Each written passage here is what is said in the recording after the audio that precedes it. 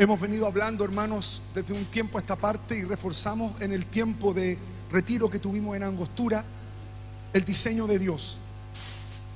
El libro de Apocalipsis, en el capítulo 11, dice: y daré a mis 2 testigos que profeticen por 1260 días, vestidos de cilicio. Estos testigos son los 2 olivos y los 2 candeleros que están en pie delante del Dios de la tierra. Eso lo dice el apóstol Juan en el libro de Apocalipsis. Pero si nosotros vamos a los evangelios, hay un hecho inédito en el cual el Señor toma a los más íntimos, ¿cierto? ¿Cuáles eran los más íntimos de Jesús? Pedro, Juan y Jacobo. 3 íntimos, y el Señor los lleva a un lugar. ¿Qué características tenía ese lugar? Un monte. ¿Solamente un monte? ¿Quién dijo? Era un lugar muy alto. Esa es la posición espiritual al cual el Señor los está invitando para que ellos puedan ver y oír. Un lugar alto, y en ese lugar aparecen 2 figuras. 2 figuras que en el diseño de Dios tienen una importancia, porque son la imagen del Cristo mismo, pero son los grandes 2 ramales o los 2 grandes olivos por los cuales la iglesia se manifiesta en la tierra. Por eso es tan importante cuando la Escritura dice: por tanto, si eres tibio y no eres frío ni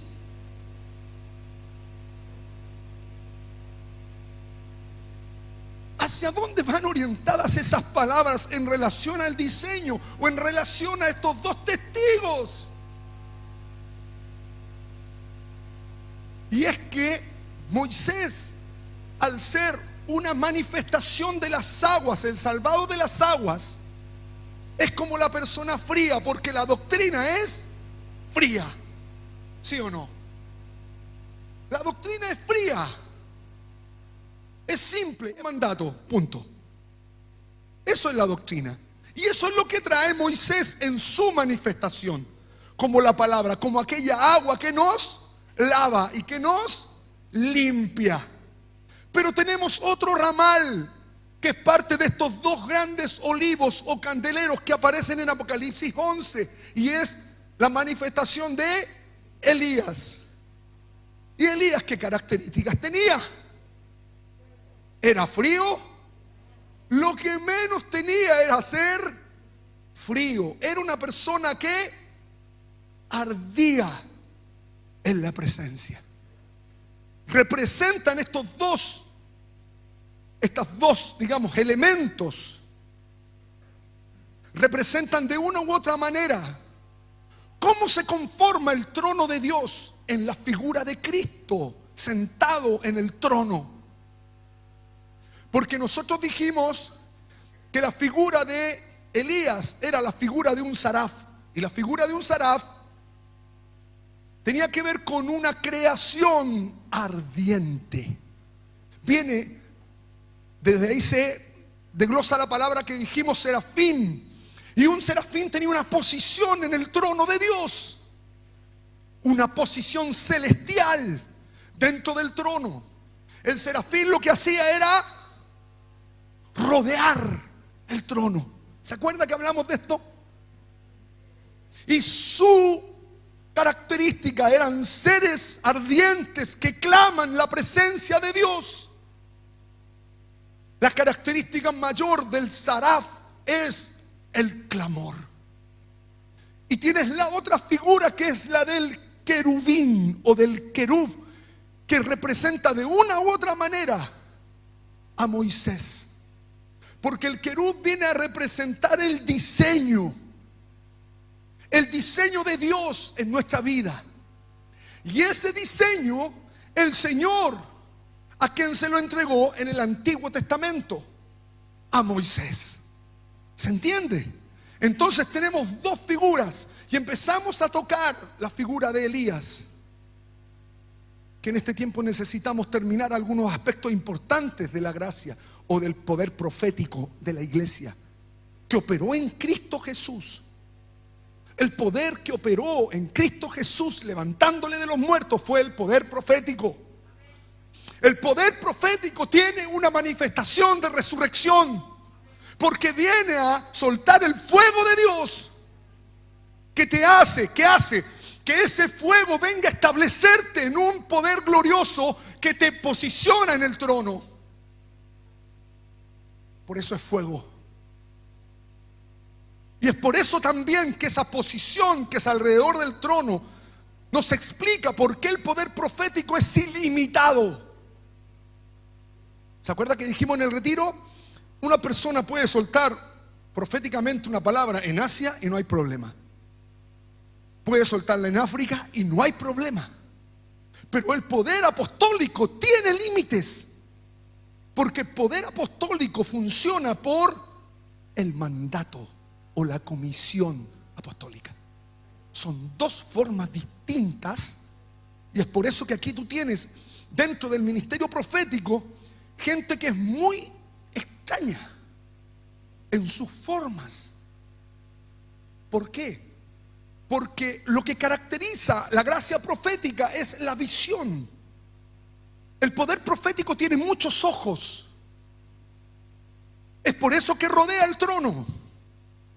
Entonces su mirada es muy amplia. Pero el Señor tiene que sanar heridas que se producen dentro de la inteligencia emocional de este ministerio en la iglesia para poder llevarlo adelante. Porque a la vez este ministerio, siendo tan poderoso, tiene peligros y tiene heridas que se necesitan sanar. Una cosa es tener el poder profético.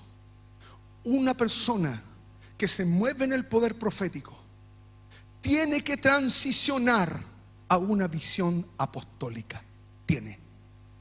Es por eso que los discípulos de Juan obligadamente dejaron a Juan, que representaba el espíritu de Elías, ese poder profético, y tenían que transicionar a una manifestación apostólica de Cristo. Para los profetas o la gente que se mueve en el área profética es muy difícil entrar en casa. Les cuesta un mundo gobernar la casa. ¿Por qué? Porque su mirada es alrededor. Fíjese la idea. Alrededor del trono. El poder apostólico te da el diseño de la casa. ¿Entiende? Por eso que son dos ministerios que funcionan de la mano. Un profeta solo es profeta muerto. No puede funcionar solo. Y el Señor en la vida de Elías lo vemos haciéndole transicionar por distintas etapas para que ese poder se vaya perfeccionando. Amén. Y dijimos que funcionaba en 3 etapas, ¿cierto? Que las vimos en esas etapas gloriosas del profeta, que es la primera, ¿cierto? El inicio de su profecía o su atrio, ¿cierto? Que correspondía a un lugar que era el arroyo de... ¿Se acuerda de eso? ¿Qué pasaba en el arroyo? Era alimentado por cuervos y era alimentado por el arroyo con agua. ¿Mucha agua o poca agua? Poca agua, pocasa. Y eso tiene que ver que en una primera etapa el ministerio profético se alimenta del mundo espiritual. Es instruido espiritualmente los cuervos. Empieza a entender, a tener un entendimiento de cómo funciona el mundo espiritual, de los procesos, de los tiempos, de cómo opera. El mundo espiritual opera en el desorden y en los vacíos. Y en este caso el cuervo, como lo dijimos, el cuervo es un inspector. Inspecciona los lugares de vaciedad. ¿Se acuerda que dijimos? ¿Se acuerda de eso? Y por otro lado, agua. Fíjese, una gran visión, porque empieza a ser entrenado en eso. Sin embargo, agua, pocasa. tiene que haber un contrapeso entre la instrucción del mundo espiritual y la palabra. Tiene que haber una armonía. Esa armonía te la da trabajar acompañado. Por eso el Señor nunca permitió que los discípulos fueran solos, sino que los mandó de dos en dos. Y ahí estaban los dos poderes funcionando. Amén. Tenemos en esta estación que es sumamente importante entender cómo una persona tiene que aprender a salir. Cada vez que empiezas en esta etapa, tienes que salir de tu tierra, de tus lugares, y tienes que esconderte en el arroyo. ¿Qué significa esconderte? Una persona cuando inicia en esta etapa, y aquí tú te vas a ver de una u otra manera identificado. Cuando inicias en ese proceso tienes que salir de la tierra, cambio de estación, pero también tienes que cubrirte. Esconderte es cubrirte, ponerte bajo cubierta. Esa es la instrucción que el Señor le da. Apártate, vuélvete y escóndete. 3 cosas que aparecen en Primera de Reyes. Apartarse, sal de tu tierra. Tienes que salir. ¿Por qué? No soportas el juicio. No vas a soportar el juicio que viene sobre esa tierra. Tienes que salir. Tu vida tiene que ser formada. No estás listo. Inicias un camino, pero luego te está diciendo: vuélvete al oriente, ponte en el diseño, adecúate al diseño. En el oriente había una posición, y el oriente es el inicio de todo caminar profético y apostólico. Luego dijimos: vuélvete, escóndete, significa ponte bajo cubierta. Ponte bajo cubierta. No puedes moverte solo. Ponte bajo cubierta. Y ahí el Señor va a aparecer con paternidades en esta área. Porque esta área no es para llevarla solo, hermanos. No. Hay casas en este tiempo que se han venido enfrentando a un llamamiento profético, y en la casa empezó a crujir todo, ¿sí o no? Entonces tienen que venir bajo una instrucción al Señor para que se ordenen ciertas cosas. Salir, ¿cierto? Esconderse y volverse al oriente, al diseño. No puedes moverte sin estar en el diseño. Esa es la primera etapa. Luego vimos una segunda etapa. La segunda etapa es gloriosa porque es un poco más larga. La primera etapa es una etapa corta, hermanos. No puede una persona que se mueve en este ambiente vivir constantemente de la visión. No, hermano, eso es un error. Es un proceso corto. Es un proceso corto que Dios en su dispensación te empieza a hacer entender ciertas cosas. Pero tu vida no depende de eso. Es un proceso corto que luego se va adornando con cosas que van a hacer a la persona que tiene este llamamiento una persona que tenga un aguante o una tolerancia. Porque un profeta o el área profética siempre va a ser sometida a temperatura. Dicho de otra manera, la van a pasar mal. Porque ellos representan la aflicción y cómo el fuego empieza a moldearlos. Amén. Luego, en esta etapa, que es la segunda, hay aspectos que debemos tener en cuenta, hermanos, en nuestro crecimiento espiritual. Esta segunda etapa es en la casa de la viuda.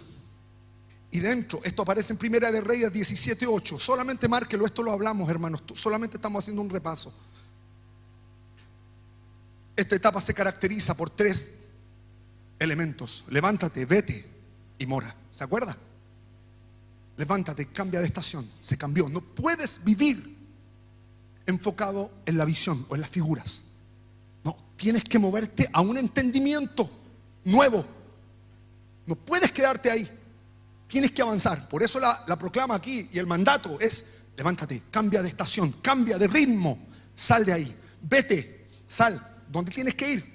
Aprender morada. Tienes que conocer morada. ¿Por qué? Porque a un profeta le cuesta aprender morada. A una persona que tiene el área profética le cuesta formar a los hijos. ¿Por qué? Porque el profeta, el área, digamos, esencial del profeta es alrededor. Y es por eso que el área profética también está sucinta. Y el peligro es quedarse pegado en ciclos, porque su diseño es alrededor, alrededor. Por eso que el área profética tiene que activar la rueda del Espíritu.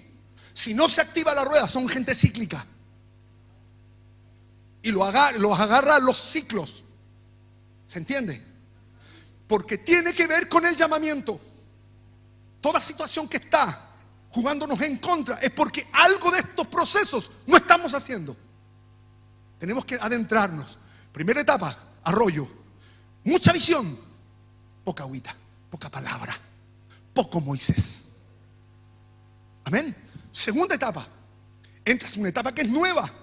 Levántate, cambia de ritmo, la rueda empieza a activarse.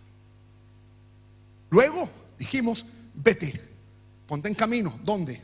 Aprende a hacer casa. Y lo lleva a la casa de una viuda. ¿Qué pasa en esa viuda? La viudez, dijimos que tenía dos contextos, ¿se acuerda? La viudez es muy compleja, hermanos, porque la viudez tiene que ver con ausencia de esposo y tener carta de divorcio. Dos aspectos. En eso consiste la viudez. La viudez no significa solamente se me murió el esposo. La viudez significa no tengo esposo, tengo otros esposos, tengo otros maridos, tengo otros señores. Ahí la palabra es Baal. Y dígame que no. ¿Qué Baales funcionan en nuestra vida todavía? ¿Qué Baales? ¿Qué piedras? Baal era una estatuilla de piedra. ¿Qué piedras hay hoy día funcionando en nuestra vida? Y es por eso que la vida profética se va escudriñando y se va metiendo al interior de la mente emocional o de la inteligencia emocional. Porque ahí está la clave, en el inconsciente de las cosas que hacemos. Y el Señor empieza a meterse lentamente, y lo vamos a ver ahora. Levántate, vete y mora. Dura palabra para algunos eso. Mora. ¿Cuántos de esta área les cuesta poner las patas en la casa? Quieren volar, siempre quieren andar, siempre andan buscando las luces. ¿Por qué? Porque su diseño es luz, su diseño es de fuego. Entonces, si no estás alineado, cualquier luz te agarra. Entonces no paras en la casa. Y el papá te tiene que poner en cadena en tu casa, o la mamá. ¿Se entiende? ¿Se entiende? Son diseños del Señor. Esto tiene esta área, mora, en este lugar, en un lugar donde tienes que tratar con tus señoríos. Y tienes que tratar también, esto es muy fuerte, porque también significa esa viudez, carta de divorcio. Y dijimos que el lugar donde se efectúa el matrimonio espiritual con Cristo y también el matrimonio terrenal de alguien que es discípulo del Señor es en este lugar. Y gran parte de las crisis matrimoniales y los fracasos matrimoniales tiene que ver con que hubo un desfase, porque se llegó al desposorio terrenal, pero nunca entraron en el diseño.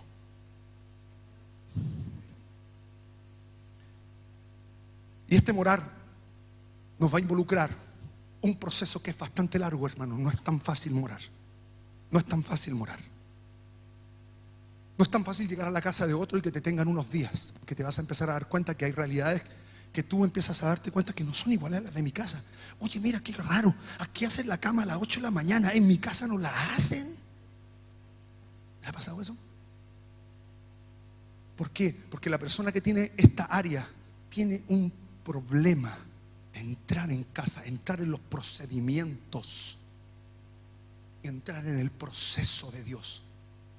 Eso pasa. Y aquí hay una cosa que empieza a jugarse de otra manera, porque el profeta le pide a la viuda, le pide primero, tráeme un vaso de agua, ¿se acuerda? Y luego, tráeme un pancito. En esta etapa hay solo elementos de revelación, que no es lo mismo que visión. En esta etapa hay solo elementos de revelación. Eso es harina. Eso es harina. Hay visión, pero no hay revelación, que es distinto. Entonces le pide, en esta área se va a tratar, en esta parte, en nuestra vida, ¿qué se va a tratar? Los procedimientos de la casa, uno. Segundo, agua, la palabra va a empezar a ser suministrada en vasos.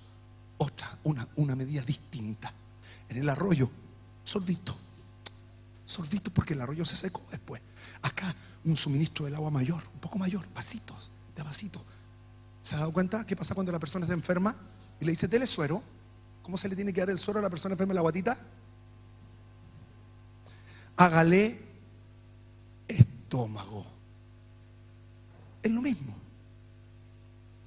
A la área profética hay que hacerle estómago, porque tienen un depósito grande. Sin embargo, tiene que ser llenado de la palabra. Amén.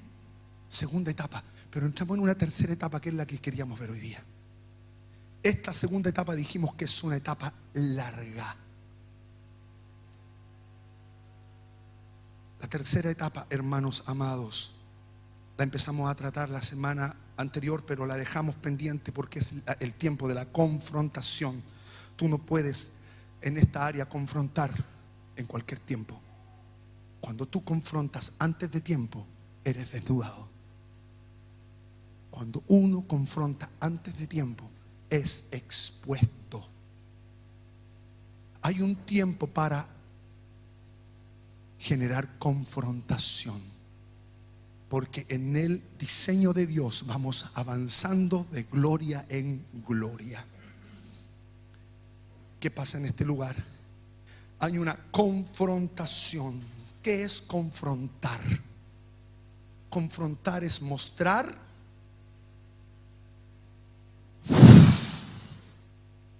fuego.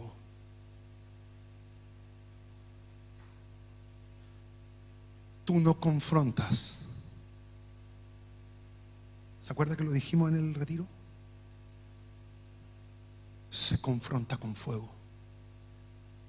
Tú no puedes confrontar si no tienes fuego. ¿Qué significa eso?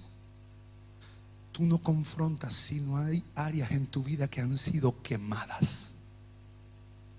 Cuando se quema un área en tu vida y es acrisolada, entonces ya tienes fuego a tu haber, y solo con una palabra del Señor puedes confrontar una situación.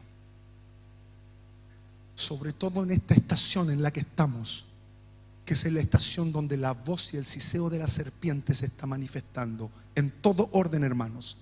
Míralo COVID, míralo ordenamiento mundial, míralo, en todo el sentido representa esta etapa y esta estación en la que estamos.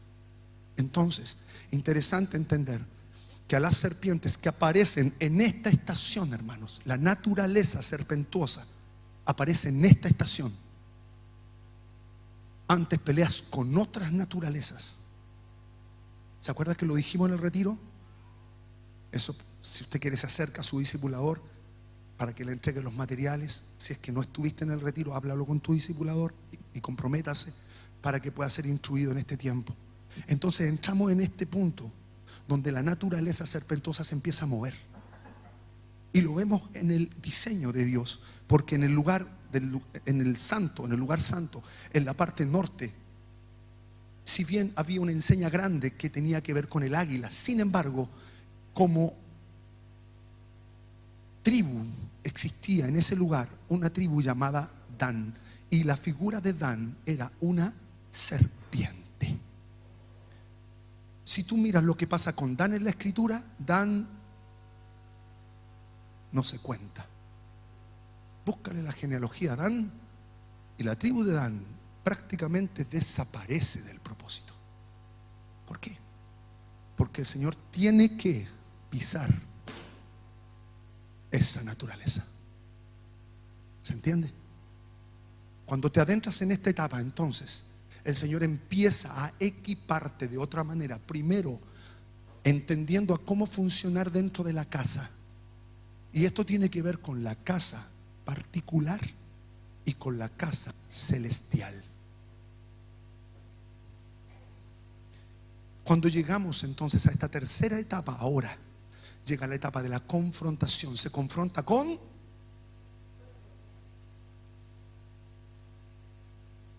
Porque tiene que ver con todos esos padecimientos, angustias que tú ya has pasado y que hicieron en ti, formaron el carácter de Cristo. Porque el carácter de Cristo tiene sus ojos como llama de fuego. Tiene una visión y una revelación de lo que ve. Al Señor nadie le cuenta cuentos. El Señor mira, examina hasta lo profundo. No tiene una visión. Oh, vi un murciélago en el estómago. Pero no tiene revelación. El Señor, como llama de fuego, puede examinar qué hay, lo que hay, y puede entender, porque discierne los pensamientos, la palabra de Dios, al examinar. Entramos en este proceso. ¿Cómo? ¿Qué elementos tienen que estar presentes en el tiempo de la confrontación, que es el tercer tiempo? Piedra. ¿Se acuerda que lo hablamos último día del retiro? Tiene que haber piedra. ¿Por qué? Porque la confrontación es ¿contra quién? Es contra Baal y Astarte. Dos entidades, si pudiéramos llamarlo de una manera, paternidad y maternidad. ¿Cuáles son tus Baales? ¿Cuáles son nuestros Astartés? Astartés es la figura de una mujer, siempre en desnudez. Y la figura de Baal es la figura de piedra que esculpía la figura de un hombre o de un toro. Y ahí está la guerra. Porque el Señor hace que Elías lleve al sacrificio un buey, que es la figura de un toro castrado, y a la vez la figura de la gloria de Dios en el querub. Porque en el occidente aparecía, ¿se acuerda que lo dijimos en el retiro? Aparecía la figura de un buey. Y que en esta parte, al llevarlo al sacrificio, al cortarlo a pedazos, hace alusión a la figura gloriosa de Abraham. ¿Se acuerda? Con los animales cortados. Mostrar buey es mostrar madurez y mostrar presencia. La figura del buey es la presencia gloriosa del Señor. Por eso que el buey estaba apostado en el lugar más cercano al lugar santísimo, porque había presencia. Tú le pegas a un buey y el buey, ponen al buey nuevo al lado del buey viejo, y el buey nuevo y el buey viejo, mira, esa es una figura de poder. Porque dígame, hermano, que de repente no le pasan en la casa cuestiones y le dan ganas de guasquearse a los cabros, po. O las hermanas le dan ganas de guasquearse a los hermanos. Y a veces a los hermanos le dan ganas de ponérsele para que les peguen. Porque eso es la figura del buey, es la figura de alguien que ha alcanzado madurez, que ya no se mueve sensualmente.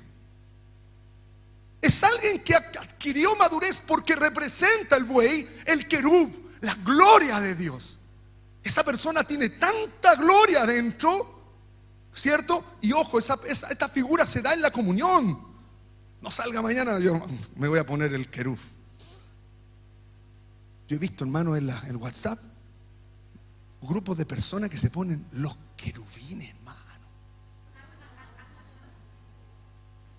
El querub se encuentra en la comunión, no en la soledad, en la comunión. Por eso el Señor en este tiempo de retiro nos llevó a ¿qué? A estar juntos.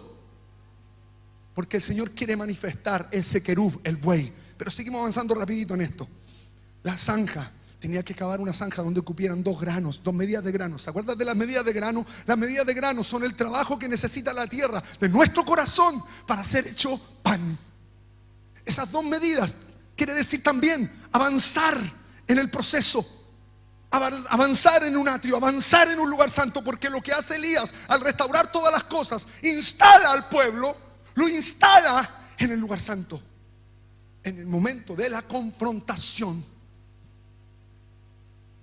Quiero leer para que no nos perdamos en esto, porque entiendo que nos podemos perder, hermanos. Vamos a Primera de Reyes.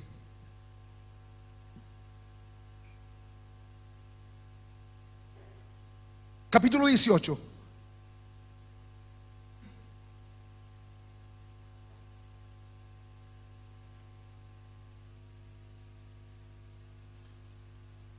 Confrontación. Verso 20. ¿Lo tenemos? ¿Lo leemos juntos? Hermano, léalo fuerte nomás. Léalo fuerte, porque ¿usted sabe cómo somos conocidos en este barrio?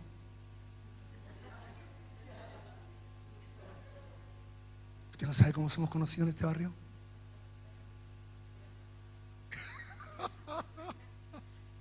Hermano, ¿quiere saber? Somos conocidos como los gritones. ¿De verdad? Tenemos... Hermano, es tremendo esto. Tenemos espías. Hay...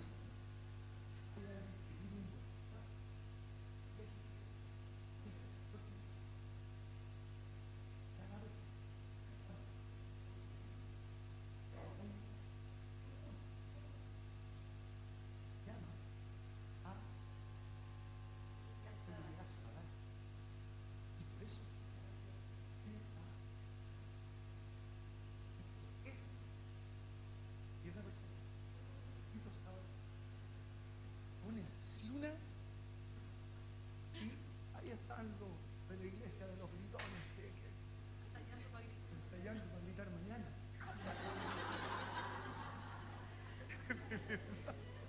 De verdad. Así que vamos juntos, hermano.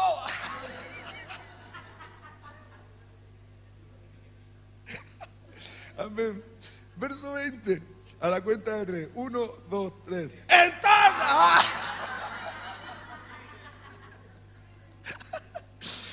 Entonces Acab convocó a todos los hijos de Israel y reunió a los profetas en el monte Carmelo. Y acercándose a Elías a todo el pueblo, dijo: ¿hasta cuándo claudicaréis vosotros entre dos pensamientos? Si Jehová es Dios, seguidle, y si Baal, id en pos de él. Y el pueblo no respondió palabras. Y Elías volvió a decir al pueblo: solo yo he quedado profeta de Jehová, mas los profetas de Baal hay 450 hombres. Dénsenos pues 2 bueyes y escojan ellos uno y córtenlo en pedazos y pónganlo sobre leña, pero no pongan fuego debajo. Y yo prepararé el otro buey y lo pondré sobre leña y ningún fuego pondré debajo. Invocad luego vosotros el nombre de vuestros dioses y yo invocaré el nombre de Jehová. Y el Dios que respondiere por medio de fuego, ese sea Dios. Y todo el pueblo respondió diciendo: bien dicho. Y aquí hay un punto importante, hermanos, porque antes de esto había ya habido una mini confrontación. Acab, que era el rey de Israel, andaba buscando a Elías porque andaba armando este alboroto, porque Elías soltó el juicio de la sequía en Israel. Y esto es importante porque le dice: tú eres el que turbas a Israel. Le dice a Elías: no, yo no soy el que turbo a Israel. El que turba a Israel eres tú. Tú turbas a Israel. Turbación significa revolver las aguas. ¿Se acuerda de esto? Revolver las aguas. ¿Se acuerda de esto? Génesis 1. ¿Se acuerda? Produzcan, ¿qué cosa? Seres vivientes. Aves que vuelen sobre la tierra y animales acuáticos que naden en el mar. Y nosotros dijimos, hermanos, que tenemos que cuidar mucho cómo están nuestras aguas. Porque cuando entramos a esta estación, empieza a moverse la transformación celestial. Y una persona empieza a gobernar. Y tú puedes, a través de tus aguas, crear naturalezas espirituales en la cabeza y en el corazón. ¿Se entiende? El Señor nos guarde, hermanos, porque el Señor nos quiere enseñar y quiere que aprendamos a hablar la palabra para que la gloria se establezca. Porque o vas a crear naturalezas que tienen que ver con el propósito de Dios, y si estás desalineado vas a crear otro tipo de naturalezas. Si no, dése cuenta, en una situación de discusión familiar basta con que alguien diga un disparate y queda un ambiente horrible. Creaste naturalezas. Dejaste a tu hijo con pájaros en la cabeza volándoles toda la mañana. Dejaste a tu hija, que son las más sensibles, con una situación de un dolor estomacal horrible. ¿Por qué? Porque creaste naturaleza con tu boca. ¿Se entiende? En este lugar tenemos que aprender a hablar, porque las aguas producen naturalezas. Entonces tenemos a una Acab que no tenía carácter, era fluctuante. Y Elías le dice: tus aguas están agitadas. Hay que hacer un cambio en tus aguas, Acab. Y los lleva a la confrontación. ¿Quién estaba produciendo, hermanos, la confrontación? La idolatría. Y llevó a un lugar que se llama Carmelo, un monte alto, y llevó a 2 tropas, yo diría. Baal, 450 profetas. Astarte, 400 profetas. La palabra 400 en la escritura tiene un valor y está relacionado con una letra del alefato que quiere decir marca, señal o pacto. Por lo tanto, estos profetas de Baal, que eran 450, y los profetas de Astarte, que eran 400. El Baal representa la figura del hombre y del toro, y la Astarte representa la figura de la mujer. 450, 400. Lo que quiere decir la escritura es que estos 2 formas de idolatría hacían que el pueblo tuviera pactos escondidos.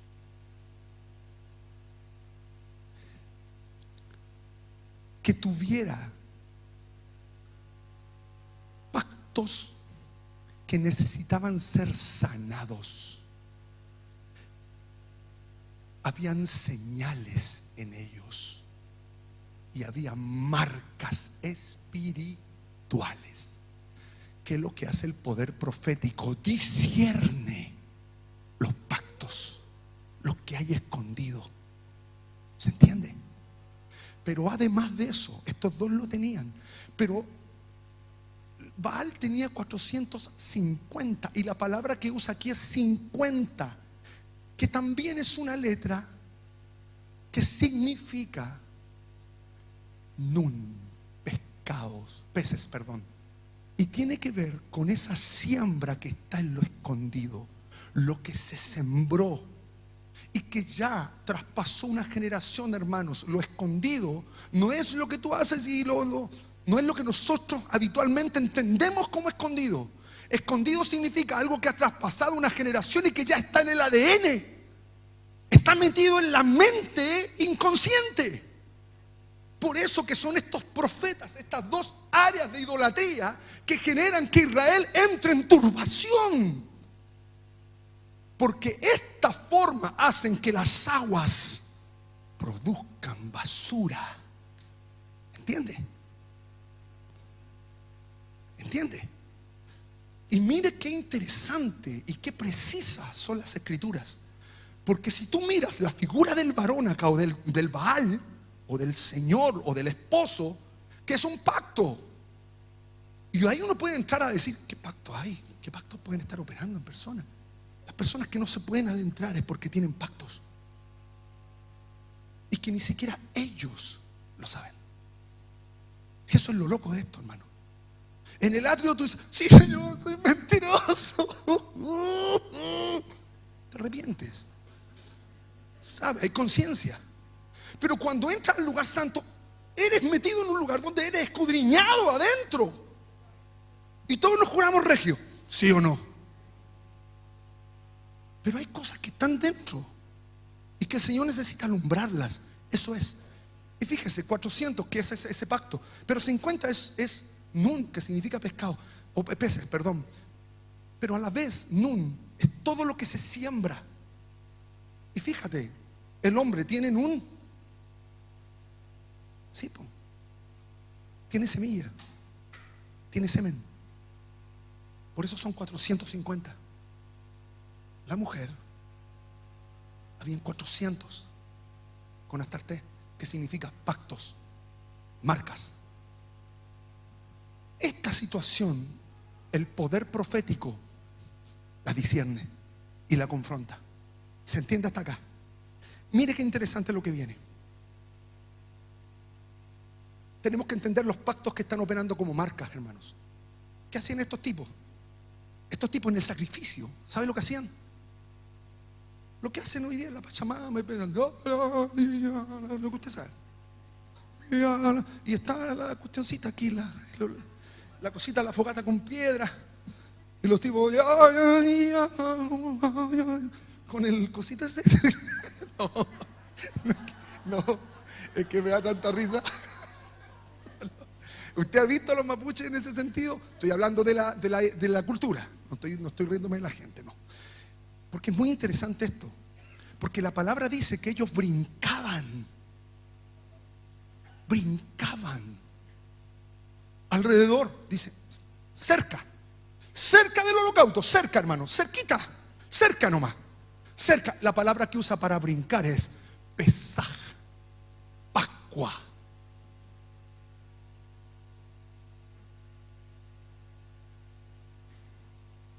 Cuando nosotros celebramos Pascua, ¿qué es lo que nos pide el Señor? Que brinquemos, ¿cierto? Pero cuando tú brincas, cuando sales de Egipto a una nueva tierra, ¿cuándo? ¿Qué había que hacer para brincar? Matar el cordero, sacrificarlo, y luego de eso comerlo. Eso nos permite brincar. Pero esto, brincan de lejito, no había niveles de muerte, no había sacrificio. ¿Entiende? ¿Cuánto de esto nos pasa? Somos llevados al sacrificio. No, cualquier cosa, no, si a mí no me tocaba hacer el aseo en el templo, no. Tienen que haberme confundido con otro. Evitamos el sacrificio, lo evitamos, saltamos de lejos, brincamos, de lejos. ¿Se entiende? No morimos. Te tocó el baño. ¿Qué baño me habrá tocado? Porque el que está en la piscina está decente, pero el que está atrás, yo he visto cómo lo han dejado ahí. Naturaleza de aves, de peces, ahí en el mismo. ¿Se entiende? Nos cuesta ir al sacrificio, nos cuesta. Lo que está diciendo es eso, la escritura acá, claramente. Pero que hay algo muy interesante, hermanos, porque Después de eso, esta gente de pacto, estos que tienen pacto aquí, estos que tienen marcas, cuestiones que están en lo oculto, están adentro, empezaron a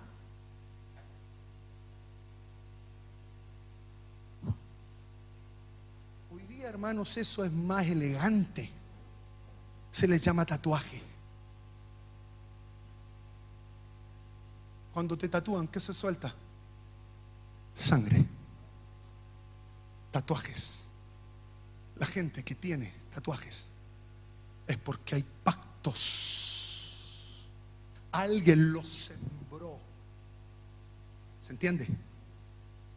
Carmelo significa lugar sembrado.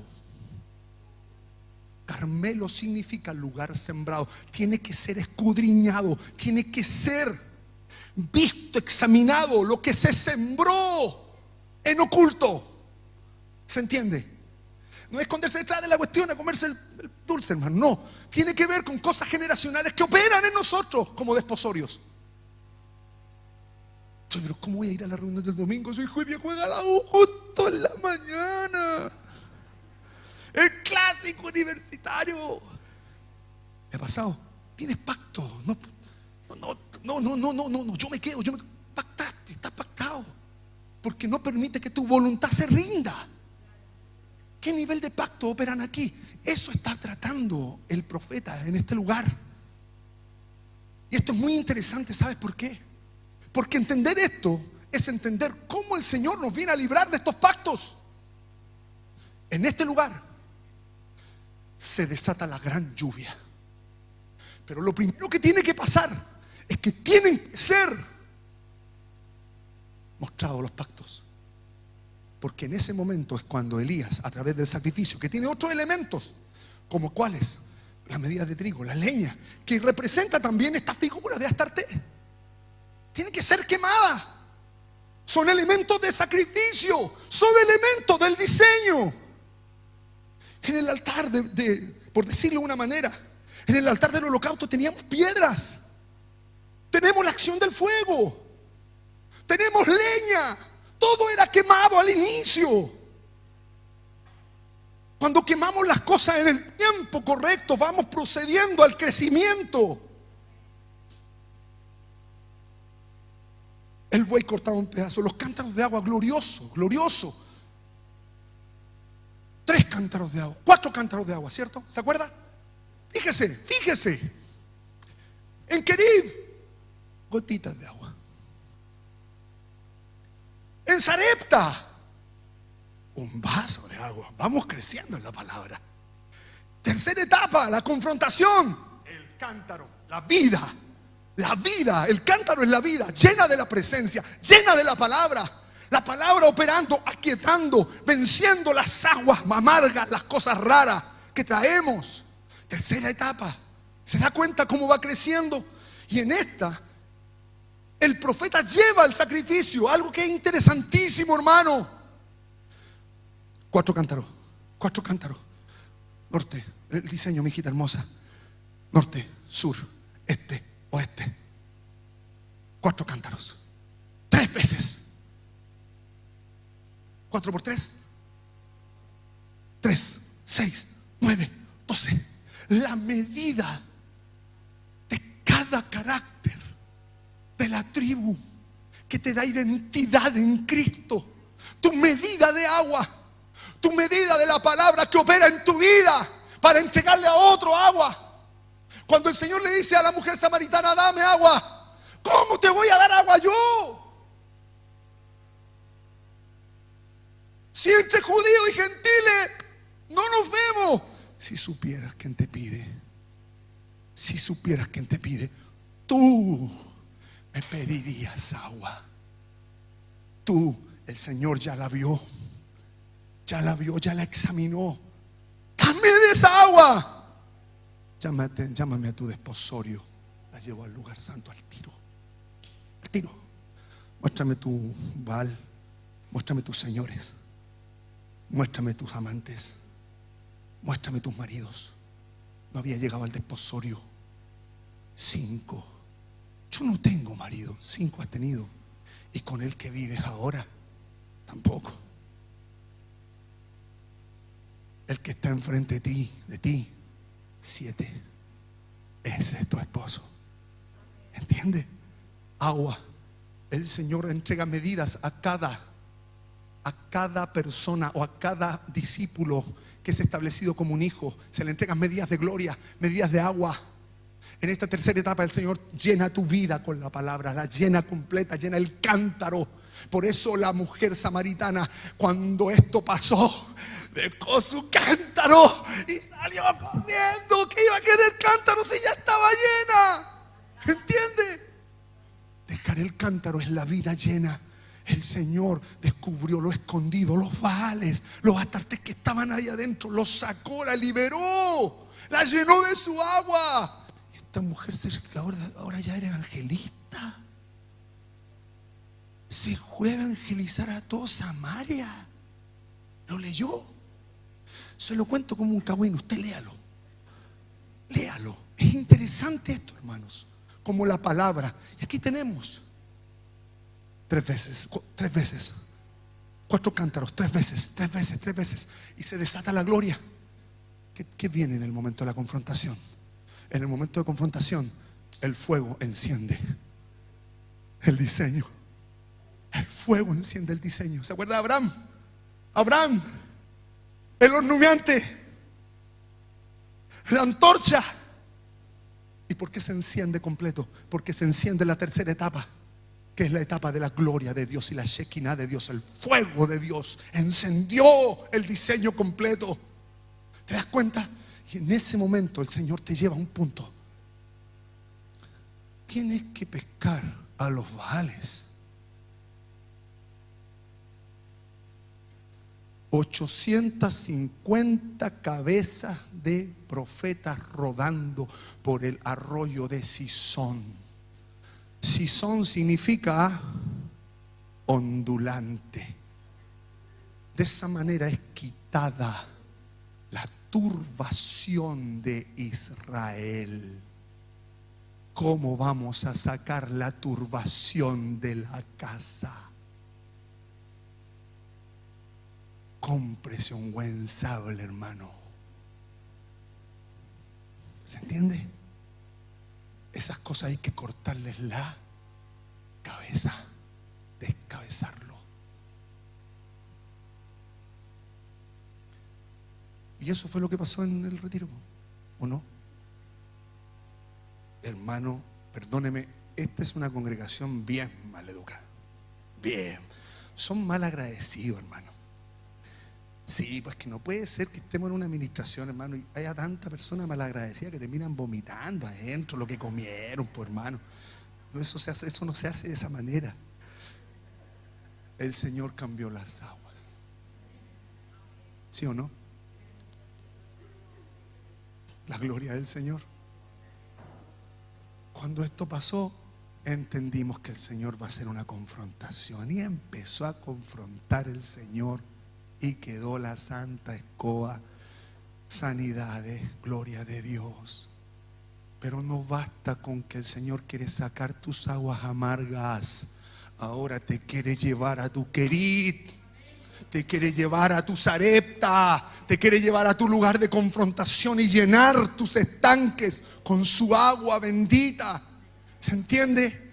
Porque no es lo mismo pelear con los Baales que pelear con los principados de la casa, que es lo que viene al profeta.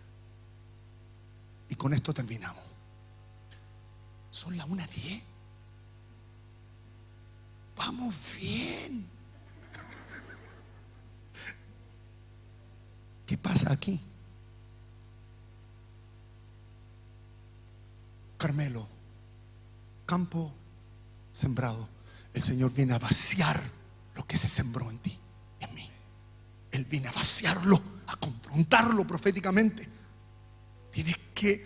Tenemos que abrir el corazón para que el Señor nos escudriñe. ¿Qué es lo que decía el salmista? Escudriñame. Escudriñame, Señor. Ve si dentro de mí hay camino de perversión, de perversidad. Porque ni él sabía. Y después cuando se le descubre la situación, ¿cuál es su declaración? En pecado fui formado.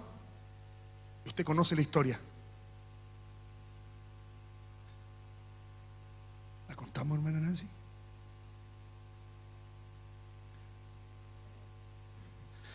¿Sabes qué me dijo la jefa el otro día? Me dijo, ¿sabes cuál es el problema de David? Que David era un hijo ilegítimo. Wow, esto fue hace rato. Pero el otro día supimos la última. La trajo la hermana Nancy. Cuéntela. Lo que pasa es que estaba escuchando una palabra de un profeta muy conocido y él estaba aclarando dudas. Entonces decían, ¿por qué a David lo miraban tan mal o hablaban mal de él, que era como de su mamá, algo por el estilo? Entonces él dice, antes de que fuera escogido rey, nadie lo pescaba. Entonces el profeta dice que lo que pasa, dijo que la realidad de este asunto era que el papá de David, Isaí, se metió con una de las esposas del rey Saúl. Y así fue como se engendró este hijo. Entonces estaba fuera del matrimonio. Por eso era que lo buscaban entre los hijos del matrimonio que tenía Isaí y no correspondía, porque él era hijo de una esposa del rey Saúl.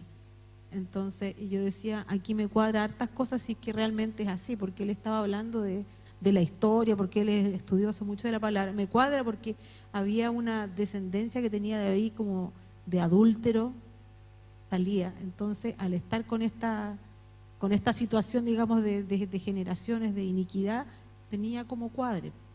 Eso es lo que yo puedo contar. ¿Se da cuenta? Pero el Señor trata con él. Él trató con él. El Señor quiere tratar con nosotros, hermanos. Quiere llevarnos a identificar nuestros desposorios. ¿Por qué?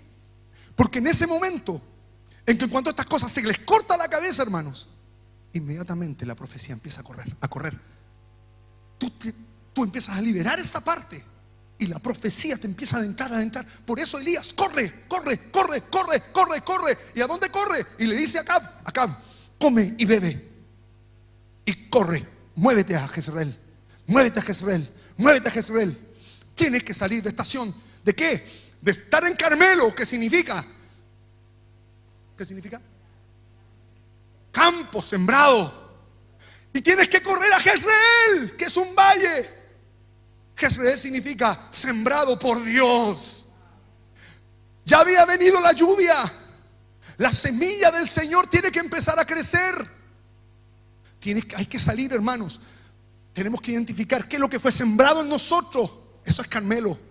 Pero tenemos que llegar a Jezreel, al proceso en que somos sembrados por una naturaleza celestial dentro de nosotros. ¿Se entiende? ¿Por qué? Porque lo que viene es una lucha distinta. Primera lucha, Baal. ¿Estamos claros? Pero contra los principados de tu casa, hermano. Eso es otra pelea. No es lo mismo.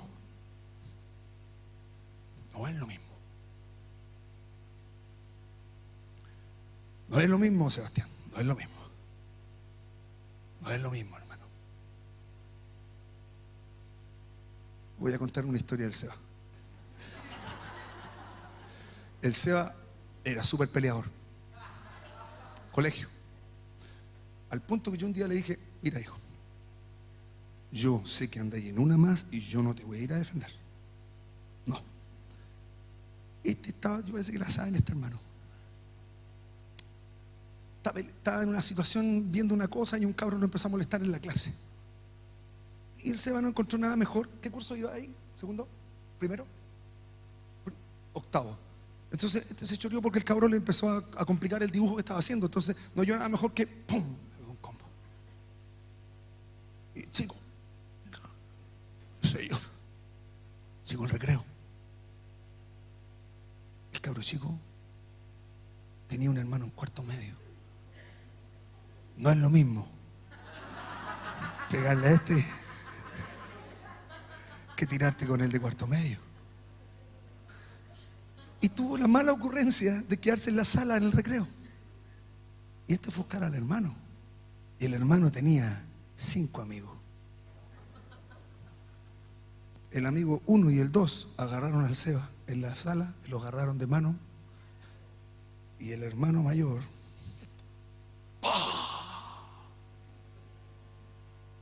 lo destrozó.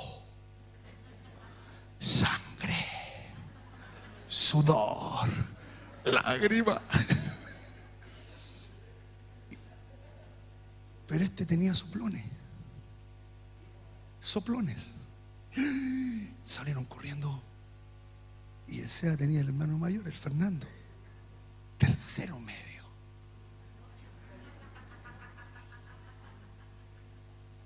Manito, al Seba le están pegando. ¿Qué? Sí, le están pegando. El tal y el tal le están pegando. Y el Fernando, callado, hermano. Si el Fernando hasta, tú lo ves, para sacarle un sí, tienes que gastar 1 hora. Calladito se fue. A la salida del colegio, hermano, todo el colegio sabía que había mocha, porque los cuervos empezaron a soltar la información en el colegio.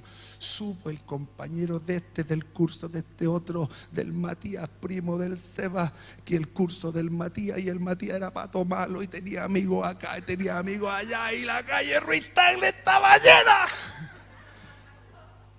Y sale el Fernando calladito. Mira, el cabro ni siquiera le sacó los lentes, hermano.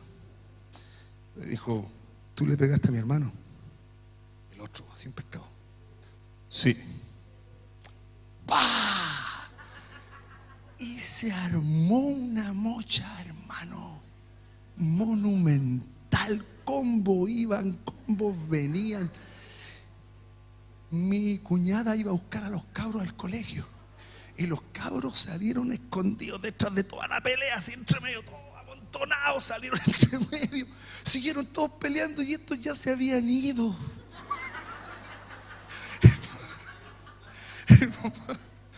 Y llegan arreglándose al vehículo y dicen: oye, ¿por qué hay tanto alboroto? Los chicos: no sé, tía, vámonos.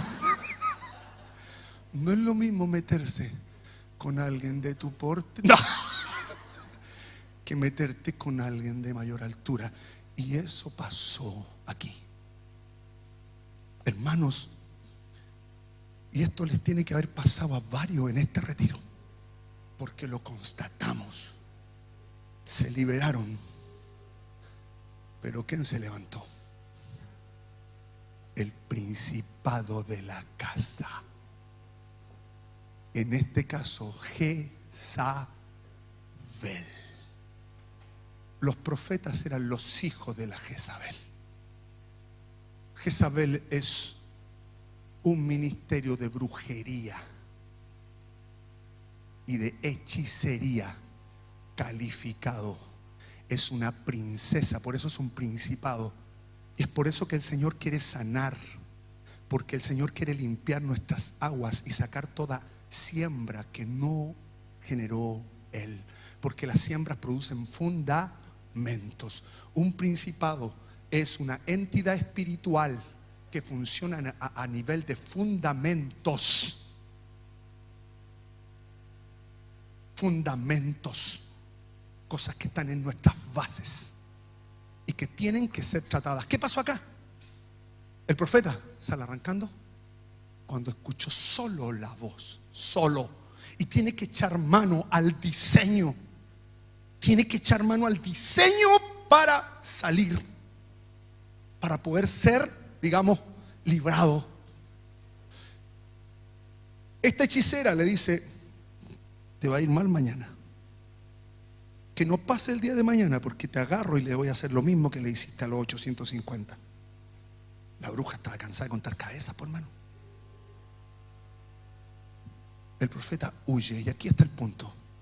Ya dijimos recién, hay que salir de Carmelo a Jezreel, de la siembra que traemos, a ser sembrados por Dios. y llovido del cielo para llenar nuestras vidas con el agua de vida de Él. Pero aquí viene otro punto. Tienes que salir y huyó a un desierto. Nunca desprecies los desiertos, hermano. Berseba es un desierto muy especial. Los desiertos, hermanos, son tiempos de sequía. Son tiempos donde no escuchamos a Dios. Son tiempos donde no hay ni una palabra. Son tiempos donde viene a la adoración en la mañana, donde se ora acá. ¿Quién tiene una palabra? Y están todos.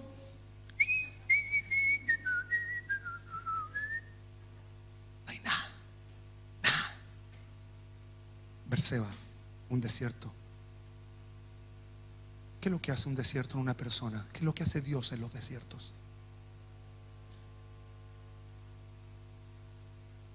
Suelta tu lengua, quita mudez, suelta la lengua de la alabanza, la lengua del Espíritu. La lengua del Espíritu se suelta en tiempos de aflicción. Ahí se suelta. Es donde estamos más cerca de Él. Este va llegando al desierto de Berseba. Berseba significa 7 juramentos. Y viene de otra historia en donde se ofrendaron 7, para hacerla corta, donde se ofrendaron 7 corderos. 7 corderos. 7 corderos. 7 es un número de perfección. Son tiempos donde Dios te va a perfeccionar. Él va a perfeccionarte, te va a llevar a ese desierto, porque la voz de la mujer lo dejó tan mal de ese principado que él lo único que quería era morirse. Y no buscó una horca, hermanos. Tampoco buscó un cuchillo ni una. Has pasado tiempo, de verdad, hermanos, donde tú has querido morirte. ¿Te ha pasado eso? Esos tiempos son terribles, hermano. Son duros. Porque tú no ves vida en ninguna parte. Miras donde miras, ves muerte. Y tú le dices al Señor: llévame. Yo ya no quiero más. Está bueno. Eso le pasó al profeta. No queriendo vivir, se acuesta al lado de un enebro, que era un árbol diseñado específicamente para personas que están botadas en el desierto, porque da una sombra pequeña, pero le permite sobrevivir. Y lo visita el ángel. ¿Cuántos de nosotros necesitamos visitación del Señor en este tiempo? Del Espíritu de Dios. Y el ángel le hizo recordar su estadio anterior y le trajo una torta de rescoldo. ¿Te acuerdas, Elías? ¿Te acuerdas cuando te alimenté, te mostré procedimientos? Yo sé que este es el alimento que a ti te enciende. El Señor va a poner, hermanos, la esencia de Dios en una palabra que te va a vivificar. Eso es esa torta. Y ya no le lleva un vaso de agua, le lleva una tinaja para sellar ese tiempo. El profeta come, se queda dormido. ¿Le ha pasado eso? Ha venido con tanta hambre, que comió. Y después de eso, está en la mesa y como que se empieza a desvanecer así. Eso le pasó al profeta. Volvió a despertar y el ángel lo volvió a alimentar con lo mismo, para poder salir a un lugar. Y ahora sí que con esto termino, que se llama Oreb, la altura, el monte de Dios. Esto es fuerte, hermanos, porque Oreb significa desolación. Hermanos, el mayor crecimiento espiritual se va a manifestar en nuestras desolaciones. Mientras más abajo, más arriba. Oreb es eso. Y él se escondió en una cueva. ¿Cuántos de nosotros nos hemos escondido en cuevas? Las cuevas son lugares que en su origen tienen el sentido de ocultar nuestra desnudez. ¿Cuántas cosas hay de nosotros que no nos gustaría que nadie supiera? La cueva te esconde de eso.